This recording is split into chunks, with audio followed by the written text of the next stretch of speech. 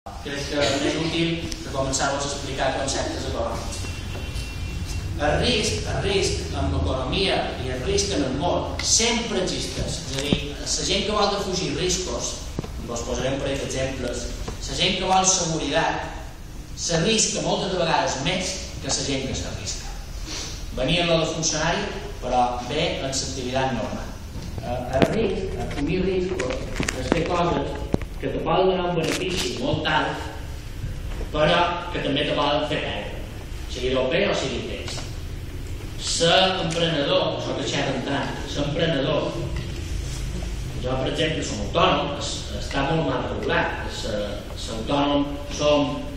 com aquell que diu, els col·lectivitats del món, perquè els sindicats passen de nosaltres, i la patronal, la gran patronal, amb el superdiat Ferran, que tots hauríeu de saber qui és, perquè vos ha robat el peix a l'altre, no ens tenen en compte, però els emprenedors, que la majoria som autònoms, ho som moltes no perquè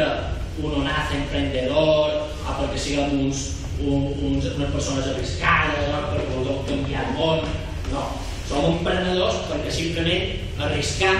i arriscam per treure qualque benefici, i qualque benefici no només és monetari, sinó és aprendre. És a dir, quan arrisques aprens, i quan comenceu en el mercat laboral no cerceu només fer feina a una gran empresa, cercau fer feina, cercau per allò que vos agrada i cercau inclús petites empreses, muntau-vos el vostre compte, ja tindreu temps quan tingueu un primer d'anys i ho hagueu passat malament de pensar si voleu ser funcionaris. Segurament després no ho vol trobar. Jo vaig fer mil vegades, vaig pensar de bancari, d'un banc, que segurament era seguretat, i ara a mi la seguretat no m'agrada gens, m'agrada arriscar. I me va més bé arriscant que en la seguretat que tenia abans, perquè potser ara seria un dels geres i estaria en 37 anys, no és que sigui molt bé, però quedant al carrer només diguem fer de banca i no tenir feina de banca és un gran risc, i hauríem assumit un risc bestial, que és només s'ha de fer una cosa de la qual no tinc ara feina i no en tindré en un futur. En canvi, tenc moltes de feines distintes, però que m'ha permès és que hi hagi crisi o no hi hagi crisi, si abans feia feina de financer i ara estic en un portal de finances online, ja passo per fer publicitat, que si hi ha que jo mai m'havia dedicat en el món online, doncs això m'ha permès, aquesta recol·locació m'ha permès fer moltes de coses a dia d'aquest any, i per tant arriscar-nos.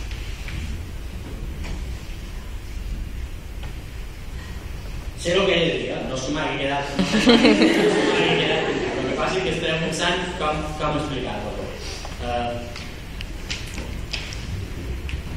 De tot el que vos he dit, teniu no qualque pregunta, perquè jo les preguntes no les sabré contestar. Després tindrem un torn que si voleu contestar, voleu demanar o voleu demanar. Però teniu qualque comentari a el que vos he dit?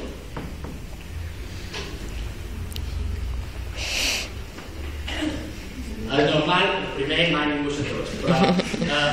vos heu de qüestionar les coses. El que jo vos he dit no és una informació que heu de rebre i quedar-vos a vosaltres. Aquesta informació que vos he donat ha de servir per qüestionar-me el que jo vos dic i per tant per demanar-me coses. He dit que és important, i tornaré en el començament, que és important saber economia. És important saber economia perquè si jo soc d'economia i m'ho diuen que si canviant la llei hipotecària i feim que la gent que ha demanat una hipoteca i no la pot pagar no perdi,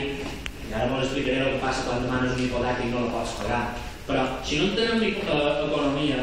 i no entenem de productes financers res i mos diuen l'altre dia vaig estar fa 2 setmanes en el gran debat i hi havia un senyor que és economista, que és d'una revista d'actualitat econòmica, que va estar